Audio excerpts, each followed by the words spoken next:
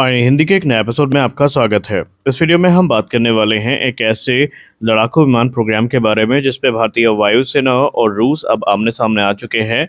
लेकिन ये प्रतिस्पर्धा नकारात्मक नहीं बल्कि सकारात्मक है। दोस्तों, हाल ही में सामने आई रिपोर्ट के अनुसार रूस भारत को केवल SU-57 स्टेल्थ फाइटर बेचने की बात अब नहीं कर रहा है, बल्कि उसने SU-57D को लेकर के भी एक महत्वपूर्ण प्रस्ताव रख दिया है, जहां पर भारत को सोर्स कोड और सॉफ्टवेयर हर प्रकार की मदद पहुंचाने के लिए रूस तैयार हो गया है। और इसी बीच रूस ने अपने ट्विन सीट यानी पांचवी पीढ़ी के जो SU-57D वेरिएंट है उनकी उड़ान भी पूरी कर ली है। और इंडियन एयरफोर्स ने हाल ही में इसको लेकर एक बयान भी दिया है। तो आज के इस वीडियो में हम जानेंगे कि क्या भारत SU-57D खरीदने वाला है, क्या भारत में इसका निर्माण होगा, भारतीय वायुसेना को क्या डर है और रूस क्या क्या नया ऑफर कर रहा है, और सबसे बड़ा सवाल कि क्या ये वाकई एमका के लिए एक बड़ा खतरा साबित हो रहा है, क्योंकि हाल ही में एमका के RFP जारी करी गई है। उसके बाद से कुछ लोग ये मान रहे हैं कि SU-57 की संभावनाएं खत्म हो चुकी हैं। आइए जानते हैं।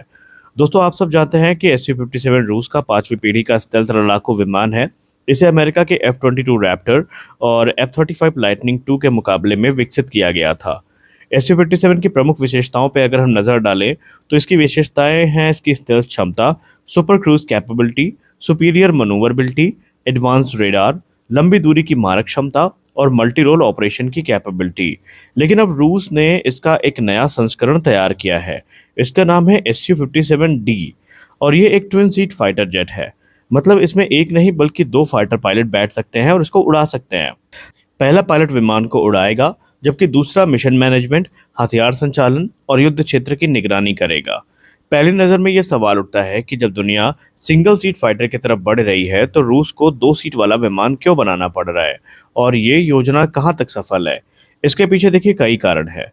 रूसी टेस्ट पायलट सरगेई बोगदान के अनुसार ये विमान विशेष रूप से निर्यात ग्राहकों के लिए तैयार किया गया है। यानी रूस की अपनी खुद की कोई बहुत एम्बिशियस इंटेंशन इसके पीछे नहीं है। ये एक्सपोर्ट गिमिक के तौर पर देखा जा रहा है। यानी नए देश जो ट्विन सीट एयरक्राफ्ट की तलाश कर रहे हैं, खासकर स्टेल्थ एयरक्राफ्ट की, वो इस विमान को खरीद सकते हैं और इसको बनाने का उद्देश्य कहीं ना कहीं यही है। नए ऑपरेटरों के लिए सबसे बड़ी चुनौती होती है परीक्षण। जी हाँ, जाहिर सी बात है कि अगर आप यहाँ पर कोई नया विमान लेते हैं तो प्रशिक्षण के लिए आपको उसका ट्रेनर वेरिएंट भी चाहिए होगा। अब क्योंकि अभी तक SU-57 में कोई ट्रेनर वेरिएंट नहीं था, तो ये समस्या भी यहाँ पे ख़त्म हो जाती है।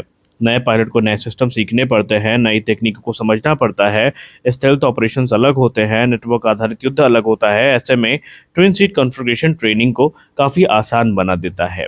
अब आते हैं उस हिस्से पर जिसने पूरी दुनिया का ध्यान खींचा है।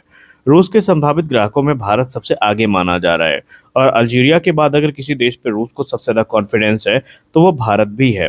इसके पीछे ठोस कारण है। भारतीय वायुसेना लंबे समय से ट्विन सीट फाइटर्स की समर्थक रही है। एग्जाम्पल के तौर पर आपने SU-30 MKI को भी देखा है और राफेल B वेरिएंट को भी देखा है। भारतीय वायुसेना की तो बैकबोन है SU-30 MKI, और इसमें एक भी विमान आपको सिंगल सीट कॉन्फ़िगरेशन में देखने को नहीं मिलेगा। दो पायलटों वाला ये विमान लंबी दूरी के मिशन और जटिल अभियानों में बहुत प्रभावी साबित हुआ है। भारत की रणनीति हमेशा से यही रही है कि जटिल युद्ध अभियानों में जो कार्यभार है वो दो लोगों के बीच में बांटा जाए, और यही कारण है कि SU-57D भारतीय वायुसेना की आवश्यकताओं के काफ़ी करीब दिखाई पड़ता है। पिछले 2 वर्षों में SU-57 को लेकर गतिविधियां तेजी से बढ़ी हैं। 2025 में आई रिपोर्ट्स के अनुसार भारत और रूस के बीच में जो लाइसेंस उत्पादन है, इसके लेकर चर्चाएं लगातार आगे बढ़ती नजर आई हैं। इसके बाद 2026 में आई जानकारी के हिसाब से बातचीत तकनीकी स्तर पर पहुंच चुकी है। यानी केवल राजनीतिक चर्चा नहीं हो रही है, बल्कि वास्तविक तकनीकी मूल्यांकन भी इस समय चल रहा है। भारतीय विशेषज्ञ विमान की क्षमताओं, उत्पादन प्रक्रिया और तकनीकी हस्तांतरण की संभावनाओं को अध्ययन कर रहे हैं। अब यहाँ पर एक बड़ा अभी जो क्लेम है रूस की तरफ से किया गया है, और वो क्लेम ये है कि रूस ने कहा कि हम आपको जो भी वेरिएंट आप सेलेक्ट करेंगे उसका कंप्लीट सोर्स कोड देने के लिए तैयार है। अब बहुत सारे लोगों को ये चीज़ समझ में नहीं आती कि सोर्स कोड आखिरकार इतना महत्वपूर्ण क्यों होता है, और क्यों बार बार रूस इसको सबसे बड़े ऑफर के तौर पर देख रहा है। देखिए, आधुनिक फाइटर जेट केवल इंजन और रडार का नाम नहीं है, बल्कि इसकी असली ताकत इसके सॉफ्टवेयर में छिपी होती है कि रडार कैसे काम करेगा, हथियार कैसे फायर होंगे, डेटा लिंक कैसे चलेगा, सेंसर किस तरह जानकारी साझा करेंगे। ये सब सॉफ्टवेयर नियंत्रण करता है, और यदि किसी देश को सोर्स कोड नहीं मिलता तो वह विमान में बड़े बदलाव नहीं कर सकता। लेकिन अगर सोर्स कोड तक बात पहुंच जाए और सोर्स कोड मिल जाए तो तस्वीर पूरी तरीके से बदल जाती है। इससे भारत को क्या फायदा होगा? देखिए, यदि भारत को ये मिल जाता है सोर्स कोड तो भारत इसमें कई बदलाव कर सकता है। उदाहरण के तौर पर भारतीय मिशन कंप्यूटर यहाँ पर लगाए जा सकते हैं, भारतीय इलेक्ट्रॉनिक वॉरफेयर सिस्टम जोड़े जा सकते हैं, भारतीय डेटा लिंक एकीकृत किए जा सकते हैं और भारतीय संचार प्रणाली लगाई जा सकती है। और सबसे महत्वपूर्ण बात, भारतीय हथियारों को पूरी तरीके से एकीकृत किया जाएगा।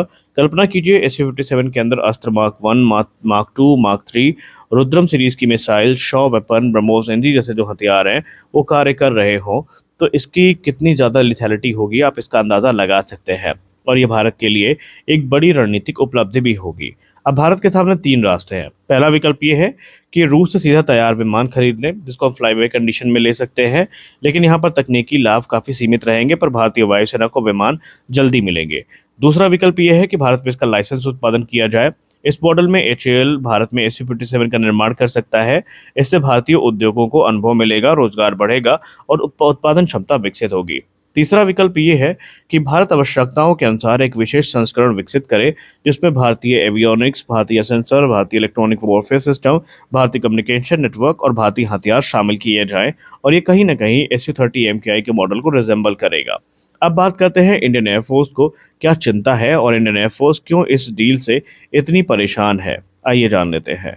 देखिए, SU-57 निस्संदेह एक कैपेबल फाइटर एयरक्राफ्ट है, लेकिन भारतीय वायुसेना के जो कुछ वरिष्ठ योजनाकार हैं उन्हें इस बात की चिंता है कि अगर भारत रूस के SU-57 स्टेल्थ फाइटर को खरीदता है तो इससे AMCA जैसे स्वदेशी 5th जनरेशन विमानों को नकारात्मक असरों का सामना करना पड़ सकता है। जैसे कि SU-57 खरीदने से भारत को जल्दी 5वीं पीढ़ी के लड़ाकू विमान तो मिल जाएंगे, लेकिन केवल 40 से 60 विमानों को खरीदना या एक छोटे बेड़े को चलाना महंगा पड़ सकता है। इसके लिए अलग से training, spare parts, maintenance, logistic system बनाना होगा, जिससे खर्च काफ़ी बढ़ेगा। वायुसेना को SU-57 की सर्विसबिलिटी और स्पेयर पार्ट सपोर्ट को लेकर के भी चिंता है। भारत पहले से ही तेजस मार्क 1 अल्फा, मार्क 2, AMCA और टेडबीएफ जैसे प्रोग्राम के साथ साथ मिसाइल और ड्रोन जैसे बड़े रक्षा कार्यक्रमों पर पैसा खर्च कर रहा है। अगर ऐसे में SU-57 में एक बड़ी इन्वेस्टमेंट हो जाती है तो हमारे दूसरे प्रोग्राम्स पर ये अतिरिक्त दबाव डाल सकती है। आलोचकों का कहना है कि SU-57 पर खर्च होने वाला पैसा इंजीनियरिंग प्रतिभा और संसाधन जो है वो AMCA से हट सकते हैं।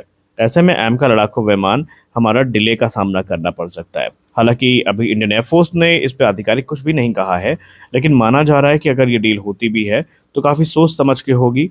इंडियन एयरफोर्स के पूर्व बयान की बात करें तो पहले उन्होंने क्लियर कर दिया है कि जब तक इनके पायलट्स को एक डिटेल इंस्पेक्शन और इवैल्यूएशन का मौका नहीं मिलता, तब तक कोई स्ट्रॉन्ग जो डिसीजन है वो इस विमान को लेकर नहीं लिया जाएगा। आपको क्या लगता है कि AMCA की RFP जारी हो चुकी है, इसके बाद अब हमें क्या विदेशी विमानों की तरफ देखना चाहिए, या अब जो AMCA की स्ट्रिक्ट टाइमलाइन रखी गई है P1 से लेकर P5 तक के बीच में, उस पर हमें बने रहना चाहिए? आप क्या सोचते हैं, हमें ज़रूर बताएं। मिलते हैं अगले वीडियो में, तब तक के लिए जय हिंद।